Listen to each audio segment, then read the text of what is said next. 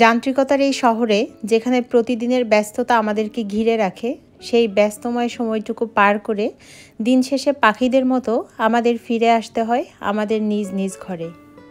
কারণ দিন শেষে সেই ঘরই হচ্ছে সেই জায়গা যেখানে একটুখানি শান্তির খোঁজ মিলে। আর সেই ঘরের একটা ইম্পর্ট্যান্ট পার্ট হচ্ছে রান্নাঘর।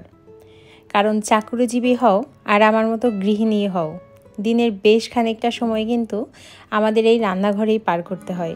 তো এখন যদি সেই রান্নাঘর এলোমেলো বা অগোছালো থাকে, তাহলে কি মনে শান্তি আসবে? নিশ্চয়ই না। রান্নাঘর এলোমেলো থাকলে কাজেও যেমন মন বসে না, আর রান্না করতেও ভালো লাগে না। কিন্তু রান্নাঘরটা যদি পরিষ্কার পরিচ্ছন্ন বা গোছালো থাকে, তাহলে রান্নাঘরটাই হয়ে ওঠে একটা শান্তির ঠিকানা।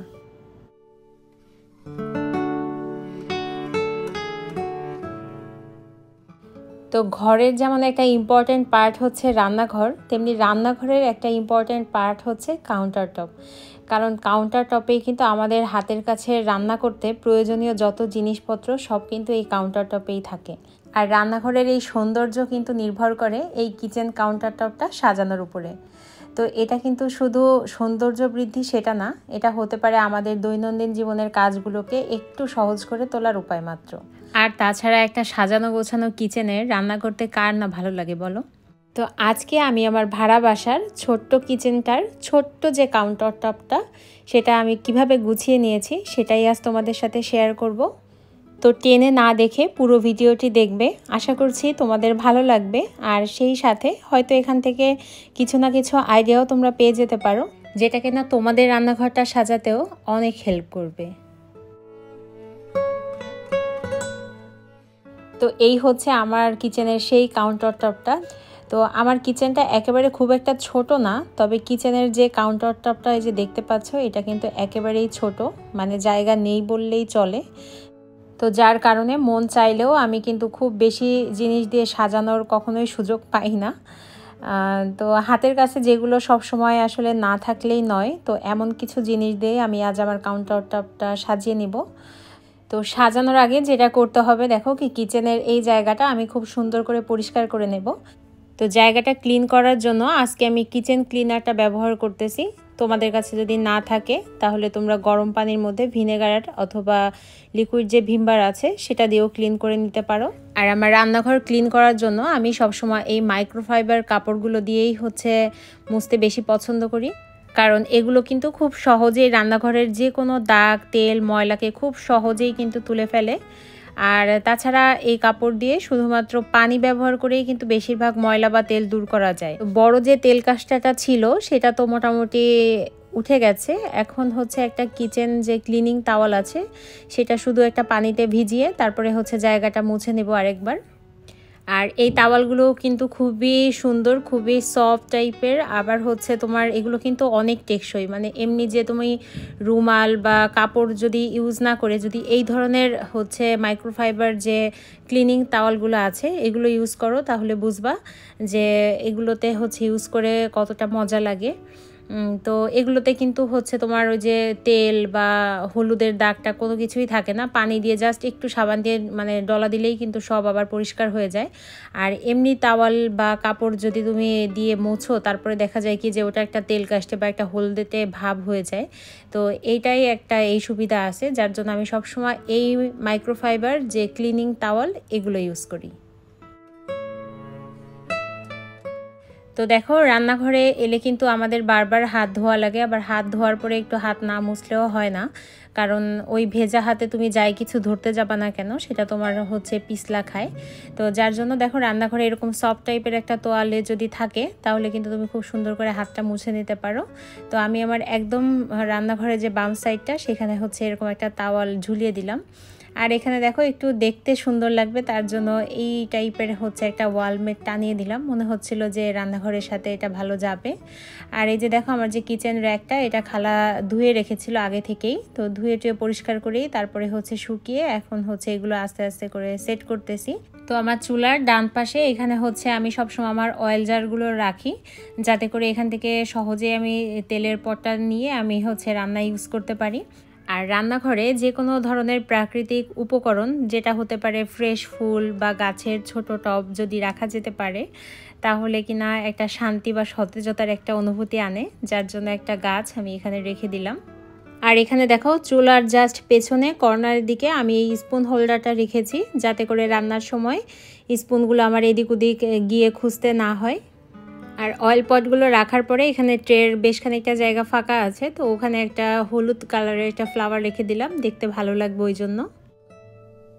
তো রান্নাঘরে কাটাকুটির জন্য চপিং বোর্ড কিন্তু খুবই দরকারি একটা জিনিস। আর আমি আমার চপিং বোর্ডটা এই যে এটার পিছনে এইভাবে করে রেখে দিই, যাতে করে আমার যখন লাগে আমি সাথে সাথে এখান থেকে নিয়েই হচ্ছে কাটাকুটি করতে পারি। তো এখন যে এই যে উডেন র্যাকটা, এটা আমি হচ্ছে আমার মতো করে আমি গুছিয়ে নিব। আমি তো আগেও উডেন র্যাকটা তোমাদের অর্গানাইজ করে দেখিয়েছিলাম, যে এখানে আমার চায়ের যত সরঞ্জাম সব এখানেই হচ্ছে আমি রাখি। তো সেই মোতাবেকই হচ্ছে উপরে দেখো চা, চিনি আর হচ্ছে গুঁড়ো দুধ রেখে দিয়েছি।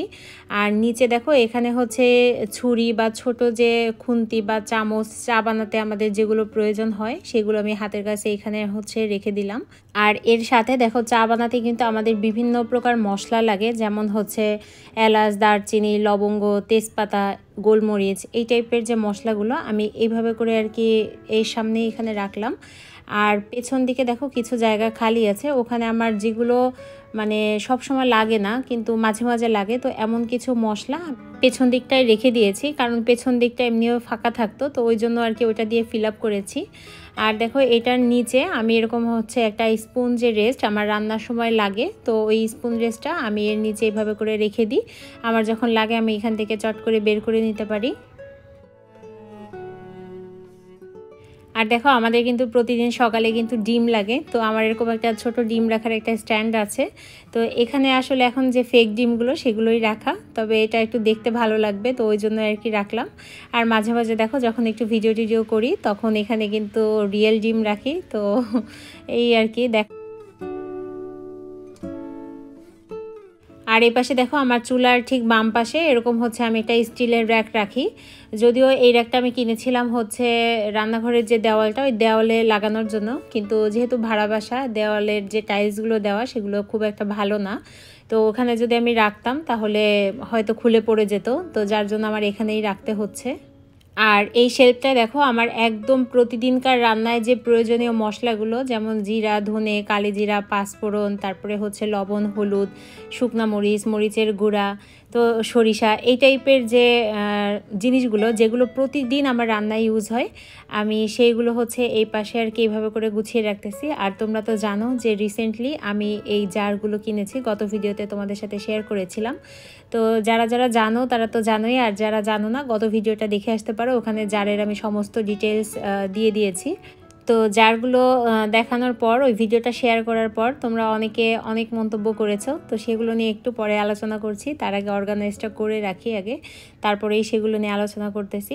আর দেখো হাতের বাম পাশে এখানে হচ্ছে একটা কারেন্টের প্লাগ আছে, তো এখানে আমি হচ্ছে সবসময় আমার এই যে গরম পানি করার যে জগটা, আমি এটাই এখানে রাখি। আমি কিন্তু রান্নায় সবসময় গরম পানি ইউজ করি, আর এখানে রাখলে সুবিধা হয় আমার রান্না করতে করতে আমার যখন গরম পানি লাগে আমি এখান থেকে নিয়ে আমি জাস্ট রান্না ইউজ করে ফেলতে পারি।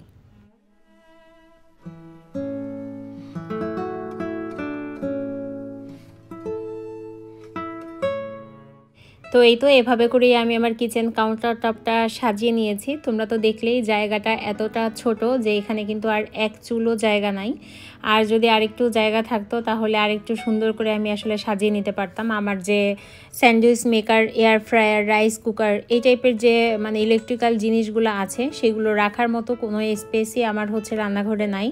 তো যার জন্য ওগুলো আমাকে ছড়াই ছিটায় রাখতে হয়। আর যখন যেটা আমার লাগে তখন সেটা আমি ওই পানির যে জগটা আছে সেখান থেকে সরিয়ে তারপরে হচ্ছে ওখানে রাখি। আর এখানে দেখো ছোট্ট একটা কি স্ট্যান্ড আছে, এই কি স্ট্যান্ড আমি এখানে রাখি হচ্ছে ছোট ছোট রান্নাঘরের যে জিনিসগুলো যেগুলো ম্যাক্সিমাম টাইপে খুঁজে পাওয়া যায় না, তো সেইগুলো হচ্ছে আমি এখানে ঝুলাই রাখি।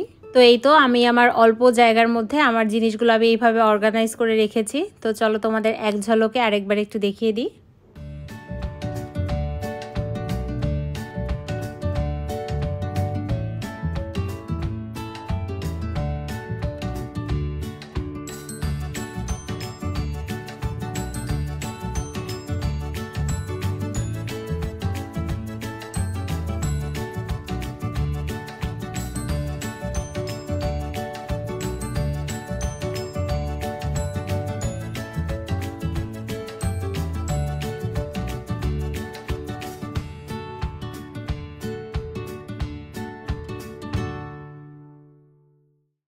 তো কাউন্টার টপটা তো আমি সুন্দর করে সাজিয়ে গুছিয়ে নিলাম। তো এত সুন্দর একটা রান্নাঘরে এখন কার না রান্না করতে মন চায় বলো।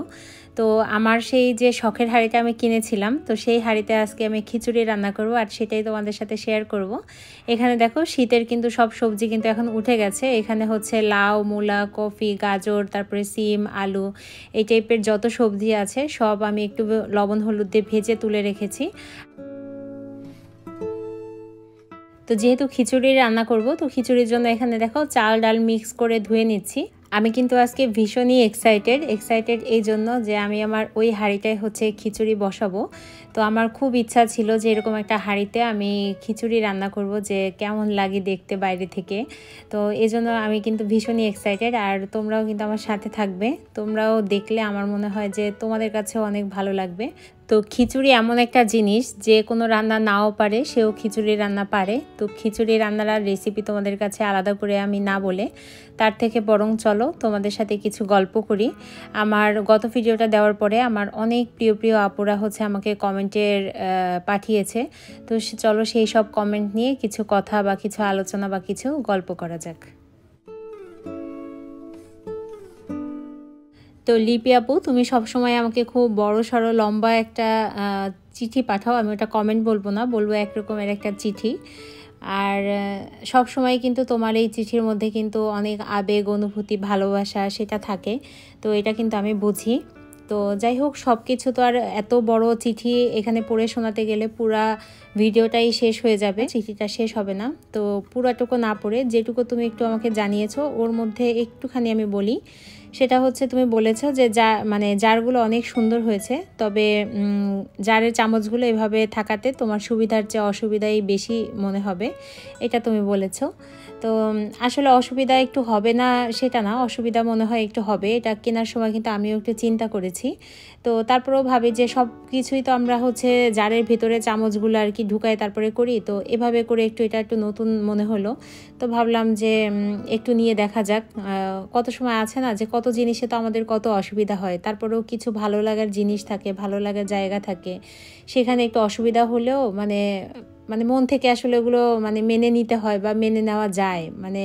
মন থেকে না মানাটা চলে আসে আর কি। আমি বোঝাতে পারছি কিনা জানি না।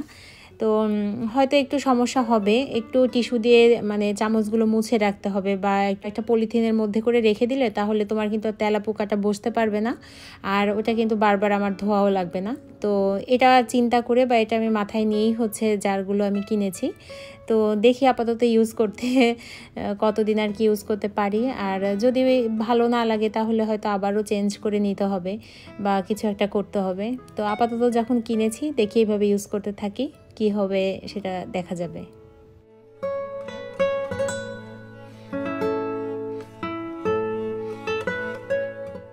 লাইফস্টাইল ব্লগ বাই কানিজ চ্যানেলের কানিজ আপু বলেছেন, আপু খুব বেশি সুবিধা হলো এগুলোর প্রাইস জানাতে।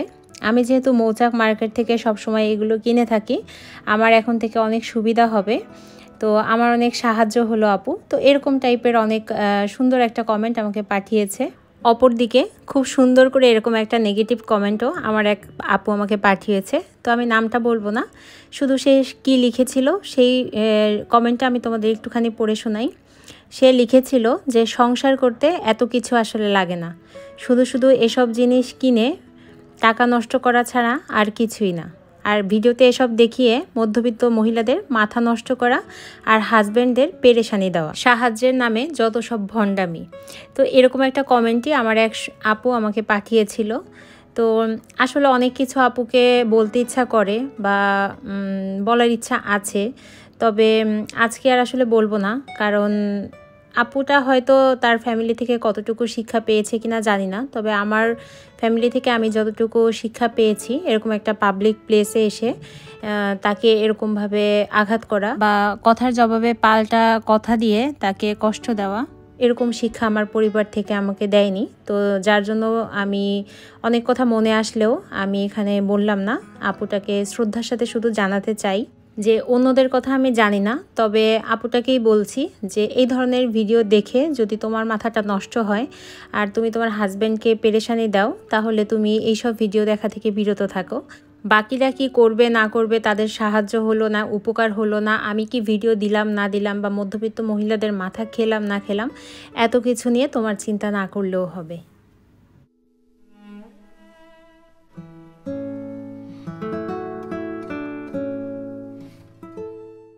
তো সেদিন রুমাপুর একটা ভিডিওতে রুমাপুকে বলতে শুনছিলাম যে নারীর এগিয়ে যাওয়ার পেছনে বড় বাধা হলো আরেকজন নারী। তো তখন আসলে কথাটার মানে বুঝতে না পারলেও আপুটার এই কমেন্টটা পাওয়ার পর আমি এক মুহূর্তেই বুঝে গিয়েছি যে রুমাপু কেন ওই দিন ওই কথাগুলো বলেছিল বা কি বোঝাতে সে চেয়েছে। তবে আমার এই ছোট্ট জীবনে আমি যতটুকু উপলব্ধি করতে পেরেছি তার প্রেক্ষিতে কিছু কথা তোমাদের সাথে শেয়ার করি। সেটা হচ্ছে, জীবনে চলার পথে প্রতিটি মানুষ যেমন সহজ হবে না, তেমনি প্রতিটি মানুষের মন মানসিকতাও এক হবে না। কিছু কিছু মানুষ থাকবে যেগুলোর জন্য তোমার জীবনে অনেক বাধা আসবে, তোমার জীবনকে অনেক কঠিন মনে হবে। যেমনটা আমাদের গলায় কাটা বাঁধার মতো, আমাদের যখন গলায় কাটা বাঁধে আমাদের একটা অস্বস্তি ফিল হয় বা একটা দম বন্ধ করার একটা অবস্থার সৃষ্টি হয়, ঠিক তেমন তোমার পাশে কিছু মানুষ এরকম থাকবে যারা কিনা তোমার এই অবস্থার সৃষ্টি করবে। তবে সবচেয়ে কঠিন সত্য যেটা হলো সেটা হচ্ছে, জীবনে চলার পথে কিন্তু তোমার এইসব মানুষকে নিয়েই চলতে হবে। তুমি চাইলেও এদের এড়িয়ে যেতে পারবে না।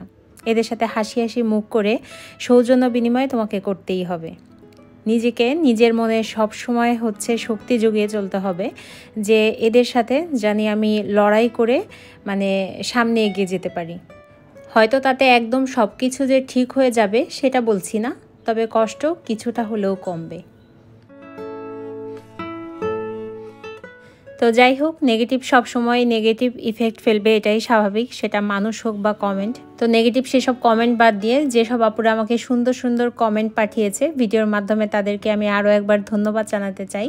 তো আপুদের সবার নাম তো আমি জানি না, তবে আপুদের চ্যানেলের নামগুলো হচ্ছে Mehrish and moms life, Sabikun Nahar Mukta, Habiba's kitchen and mom, Wania's Masti blog, তারপরে আছে Yasmin Hiya blog, MN blog, Rumi 880, Tuba's blog, Sanjida's painting, Keraniganj ward, Taslima blog, Shahanaj house, Lamis dream, তারপরে BD blogger mom Shirin, Sumi's home blog, তারপরে পকি গার্ল, এরকম আরও অসংখ্য অসংখ্য আমার আপুরা আমাকে কমেন্ট পাঠিয়েছে, যাদের কমেন্ট পড়ে আমি নিজেকে কি বলবো, আমি সত্যি অনেক খুশি যে তোমরা এত এত ভালোবাসা আমাকে দাও, এবং তোমাদের এত এত ভালোবাসা পাওয়ার লোভেই আমি এত কষ্ট করে ভিডিও বানাই। সেটা আমি আগেও বলেছি, এখনও বলছি, আর আগামীতেও যদি ভিডিও আমি বানাই তাহলে এই তোমাদের ভালোবাসাটুকু পাওয়ার জন্যই বানাবো।